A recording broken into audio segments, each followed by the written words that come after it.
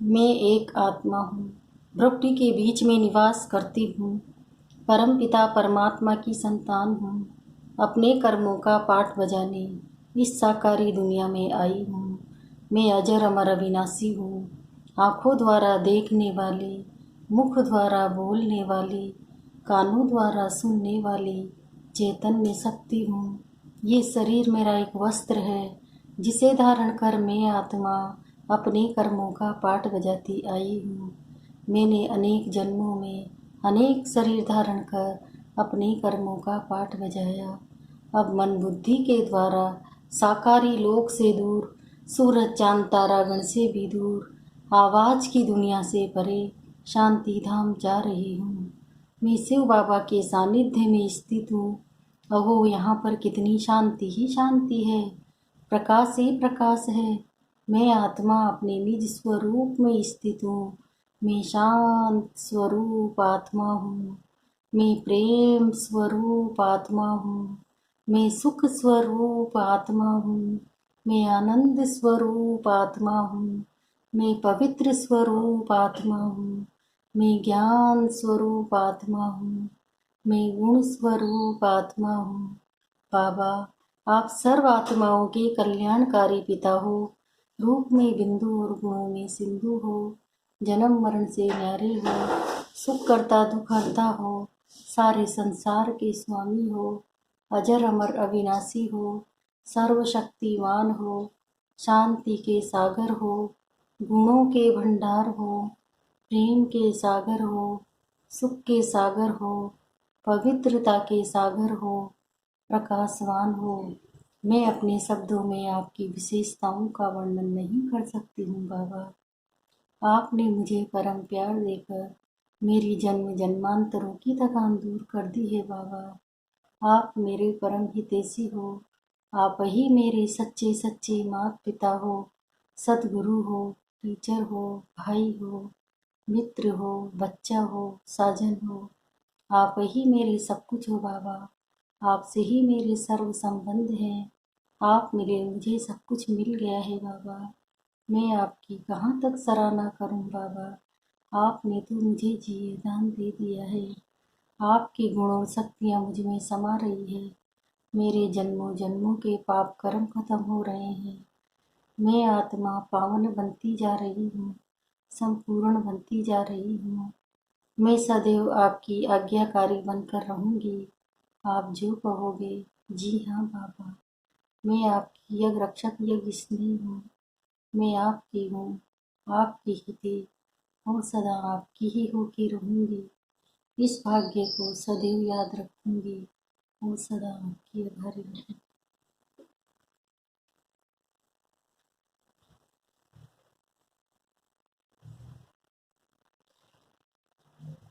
मैं आत्मा गुणों और शक्तियों से भरपूर होकर वापस साकारी लोक में जा रही हूँ। विश्व की सर्व आत्माओं का कल्याण हो, कल्याण हो, कल्याण हो। सबको सुख मिले, शांति मिले, आनंद मिले। सबको आपका परिचय मिले बाबा, आपका ज्ञान मिले। हर आत्मा आपके वर्षे की अधिकारी बने। संसार सुखमय बनता जा रहा है। प्रकृति के पांचों तत्व शुद्ध सत्वगुणी बनते जा रहे हैं। सबके विकार दूर हो रहे हैं। सब निर्मली हो रहे हैं। सबके कष्ट दूर हो रहे हैं। विश्व की सर्वात्माओं का कल्याण हो, कल्याण हो, कल्याण हो। ओम शांति। आज 23 जून 2020 की मुरली है। बाबा ने कहा, मीठे बच्चे, बाप आए हैं तुम्हें ज्ञान से शुद्ध खुशबूदार फूल बनाने। तुम्हें कांटा नहीं बनना है। कांटों को इस सभा में नहीं लाना है। प्रश्न है, जो बच्चे याद की मेहनत करते हैं उनकी निशानी क्या होगी? उत्तर है, याद की मेहनत करने वाले बच्चे बहुत खुशी में रहेंगे। बुद्धि में रहेगा कि अभी हम वापस लौट रहे हैं, फिर हमें खुशबूदार फूलों के बगीचे में जाना है। तुम याद की यात्रा से खुशबूदार बनते हो और दूसरों को भी बनाते हो। ओम शांति। बागवान भी बैठा है, माली भी है, फूल भी है। ये नई बात है ना। कोई नया अगर सुने तो कहेंगे ये क्या कहते हैं, बागवान फूल आदि ये क्या है। ऐसी बातें तो कभी शास्त्रों में सुनी नहीं। तुम बच्चे जानते हो, याद भी करते हैं बागवान खिवैया को। अब यहाँ आए हैं यहाँ से पार ले जाने। बाप कहते हैं याद की यात्रा पर रहना है। अपने को आप ही देखो, हम कितना दूर जा रहे हैं, कितना अपनी सतो प्रधान अवस्था तक पहुँचे हैं। जितना सतो प्रधान अवस्था होती जाएगी तो समझेंगे अभी हम लौट रहे हैं, कहाँ तक हम पहुँचे हैं। सारा मदार याद की यात्रा पर है, खुशी भी चढ़ी रहेगी। जो जितनी जितनी मेहनत करते हैं उतना उनमें खुशी आएगी। जैसे इम्तिहान के दिन होते हैं तो स्टूडेंट समझ जाते हैं ना हम कहाँ तक पास होंगे। यहाँ भी ऐसे ही है, हर एक बच्चा अपने को जानते हैं कि कहाँ तक हम खुशबूदार फूल बने हैं, कितना खुशबूदार फिर औरों को बनाते हैं।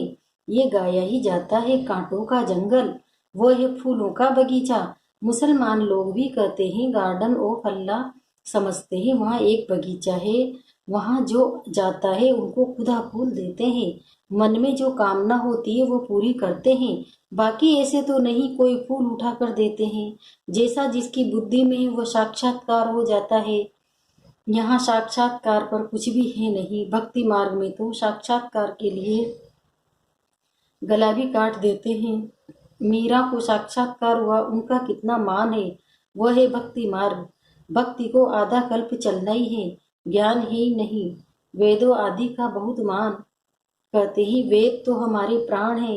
अभी तुम जानते हो ये वेद शास्त्र आदि सभी भक्ति मार्ग के लिए। भक्ति का कितना बड़ा विस्तार है, बड़ा झाड़ है, ज्ञान है बीज।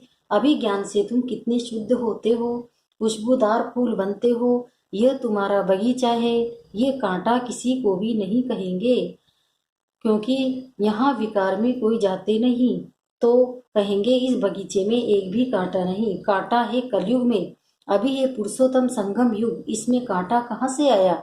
अगर कोई कांटा बैठा है तो अपने को ही नुकसान पहुंचाते हैं, क्योंकि ये इंद्रप्रस्थ है ना। इसमें ज्ञान परियां बैठी है, ज्ञान डांस करने वाली परियां है। मुख के नाम पुखराज परी, नीलम परी आदि आदि पड़े हैं। फिर वही फिर 9 रतन गाए जाते हैं, परंतु ये कौन थे ये किसी को भी पता नहीं है। बाप सिर्फ कहते हैं मुझे याद करो। तुम बच्चों की बुद्धि में अब समझ है, 84 का चक्र भी अभी बुद्धि में है। शास्त्रों में तो 84 लाख कह दिया है। मीठे मीठे सिकिलदे बच्चों को बाप ने समझाया है, तुमने 84 जन्म लिए, अब तमो प्रधान से सतो प्रधान बनना है। कितना सहज है। भगवान वाचे बच्चों प्रति मामेकम याद करो। अभी तुम बच्चे खुशबूदार फूल बनने के लिए अपने को आत्मा समझ बाप को याद करो। कांटे नहीं बनो, यहाँ सब मीठे मीठे फूल हैं, कांटा नहीं। हाँ, माया के तूफान तो आएंगे, माया ऐसी कड़ी है झूठ फंसा देगी, फिर पछताएंगे हमने ये क्या किया, हमारी तो की कमाई चट हो गई। ये है बगीचा, बगीचे में अच्छे अच्छे फूल भी होते हैं।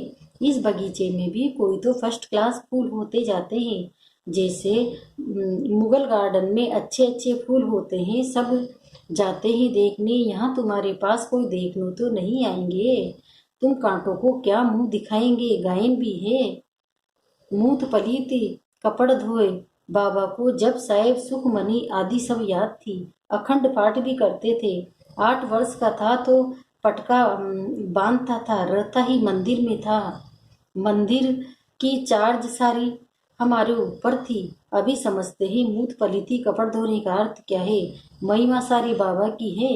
अभी तुम बच्चों को बाप बेट समझाते हैं, बच्चों को कहते भी हैं अच्छे अच्छे फूल लाओ, तो अच्छे अच्छे फूल लाएंगे, वो अच्छा फूल माना जाएगा। सभी कहते हैं हम श्री लक्ष्मी नारायण बनेंगे तो गोया गुलाब के फूल होंगे। बाप कहते हैं अच्छा तुम बच्चों के मुख में गुलाब, अब पुरुषार्थ कर सदा गुलाब बनो। ढेर के ढेर बच्चे हैं, प्रजा तो बहुत बन रही है। वहाँ है ही राजा रानी और प्रजा। सतयुग में वजीर होता ही नहीं, क्योंकि राजा में ही पावर रहती है। वजीर आदि से राय लेने की दरकार नहीं रहती, नहीं तो राय देने वाला बड़ा हो जाए। वहाँ भगवान भगवती को राय की दरकार नहीं, वजीर आदि तब होते हैं जब पतित होते हैं। भारत की ही बात है, और कोई खंड नहीं जहाँ राजाएं राजाओं को माथा टेकते हो। यहाँ ही दिखाया जाता है ज्ञान मार्ग में पूज्य, अज्ञान मार्ग में पुजारी। वो डबल ताज, यह सिंगल ताज। भारत जैसा पवित्र खंड कोई है नहीं। पैराडाइज बहिश्ता, तुम उसके लिए ही पढ़ते हो। अभी तुमको फूल बनना है। बागवान आया है, माली भी है। माली नंबरवार होते हैं, बच्चे भी समझते हैं। ये बगीचा, इसमें कांटे नहीं। कांटे दुख देते हैं, बाप तो किसी को दुख नहीं देते। वह है दुख हरता सुख करता। इतना मीठा बाबा है। तुम बच्चों को बाप पर लव है। बाप भी बच्चों को लव करते हैं ना। ये पढ़ाई है। बाप कहते हैं मैं तुमको प्रैक्टिकल में पढ़ाता हूँ। ये भी पढ़ाते हैं, पढ़कर फिर पढ़ाओ तो और भी कांटे से फूल बने। भारत महादानी गाया हुआ है, क्योंकि अभी तुम बच्चे महादानी बनते हो। अविनाशी ज्ञान रत्नों का तुम दान करते हो। बाबा ने समझाया है, आत्मा ही रूप बसंत है, बाबा भी रूप बसंत है। उसमें सारा ज्ञान है। ज्ञान का सागर है परमपिता परमात्मा। वह अथॉरिटी है ना। ज्ञान का सागर एक बाप है, इसलिए गाया जाता है सारा समुद्र स्याही बनाओ तो भी फूटने वाला नहीं। और फिर एक सेकंड में जीवन मुक्ति का भी गायन है। तुम्हारे पास कोई शास्त्र आदि नहीं है। वहाँ कोई पंडित आदि के पास जाएंगे तो समझते हैं ये पंडित बहुत पढ़ा हुआ अथॉरिटी है, इसने सब वेद शास्त्र कंठ किए हैं। फिर संस्कार ले जाते हैं तो छोटेपन से फिर वह अध्ययन कर लेते हैं। तुम संस्कार नहीं ले जाते हो, तुम पढ़ाई की रिजल्ट ले जाते हो। तुम्हारी पढ़ाई पूरी हुई, फिर रिजल्ट निकलेगी और वह पद पालेंगे। ज्ञान थोड़े ही ले जाएंगे जो किसी को सुनाएंगे। वहां तो तुम्हारी पढ़ाई है जिसकी प्रारब्ध नई दुनिया में मिलनी है। तुम बच्चों को बाप ने समझाया है, माया भी कोई कम शक्तिमान नहीं। माया को शक्ति है दुर्गति में ले जाने की, परंतु उनकी महिमा थोड़ी ही करेंगे। वो तो दुख देने में शक्तिमान है ना। बाप सुख देने में शक्तिमान है, इसलिए उनका गायन है। ये भी ड्रामा बना हुआ है। तुम सुख उठाते हो तो दुख भी उठाते हो। हार और जीत किसकी है, इनका भी मालूम होना चाहिए ना। बाप भी भारत में आते हैं, जयंती भी भारत में मनाई जाती है। ये किसी को भी पता नहीं है शिव बाबा कब आया, क्या आकर किया। नाम निशान ही गुम कर दिया है। कृष्ण बच्चे का नाम दे दिया है। वास्तव में बिलवेड़ बाप की महिमा अलग, कृष्ण की महिमा अलग है। वह निराकार, वह साकार है। कृष्ण की महिमा है सर्वगुण संपन्न। शिव बाबा की ये महिमा नहीं करेंगे। जिसमें गुण है तो अवगुण भी होंगे, इसलिए बाप की महिमा ही अलग है। बाप को अकाल मूर्त कहते हैं ना। हम भी अकाल मूर्त है। आत्मा को काल खा नहीं सकता। आत्मा अकाल मूर्त का ये तख्त है। हमारा बाबा भी अकाल मूर्त है, काल शरीर को ही खाते हैं।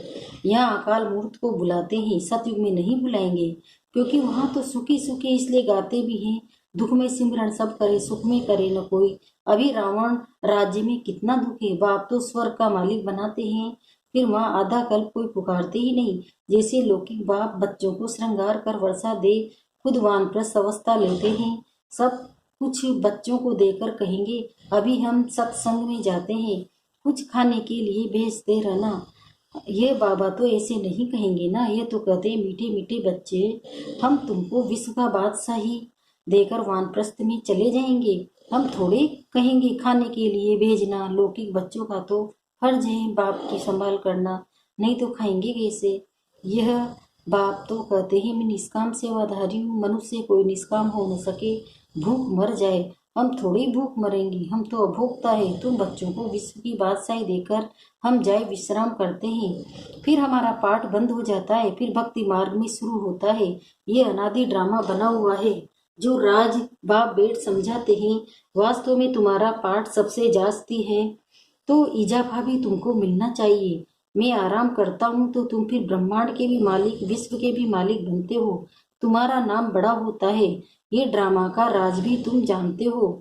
तुम हो ज्ञान के फूल, दुनिया में एक भी नहीं। रात दिन का फर्क है, वो रात में है, तुम दिन में जाते हो। आजकल देखो वन उत्सव करते रहते हैं, अब भगवान मनुष्य का वनोत्सव कर रहे हैं। बाप देखो कैसी कमाल करते हैं, जो मनुष्य को देवता और रंक को राव मतलब राजा बना देते हैं। अभी बेहद के बाप से तुम सौदा लेने आए हो, कहते हो बाबा हमको रंग से राव बनाओ। ये तो बहुत अच्छा ग्राहक है। उनको तुम कहते भी हो दुख हरता सुख करता। इन जैसा दान कोई होता ही नहीं, वो है सुख देने वाला। बाप कहते हैं भक्ति मार्ग में भी तुमको देता हूँ। ये ड्रामा में नूंदे साक्षात्कार आदि की। अब बाप बेट समझाते ही मैं क्या क्या करता हूँ, आगे चलकर समझाते रहेंगे। आखिरी अंत में तुम नंबरवार कर्मातीत अवस्था को पाएंगे। ये सब ड्रामा में नूंदे, फिर भी पुरुषार्थ कराया जाता है। बाप को याद करो बरोबर। ये महाभारत लड़ाई भी है, सब खत्म हो जाएंगे, बाकी भारतवासी ही रहेंगे। फिर तुम विश्व पर राज्य करते हो। अभी बाप तुमको पढ़ाने आए हैं, वही ज्ञान सागर है, ये भी खेल है, इसमें मूझने की बात ही नहीं। माया तूफान मिलाएगी। बाप समझाते हैं इनसे डरो नहीं, बहुत गंदे गंदे संकल्प आएंगे, वो भी तब जब माया की गोद लेंगे। जब तक गोद ही नहीं ली तो माया इतना नहीं लड़ेगी, गोद लेने के बाद ही तूफान लगते हैं। इसलिए बाप कहते हैं गोद भी संभाल कर लेनी चाहिए। कमजोर हैं तो फिर प्रजा में आ जाएंगे। राजाई पद पाना तो अच्छा है, नहीं तो दास दासिया बनना पड़ेगा। यह सूर्यवंशी चंद्रवंशी राजधानी स्थापन हो रही है।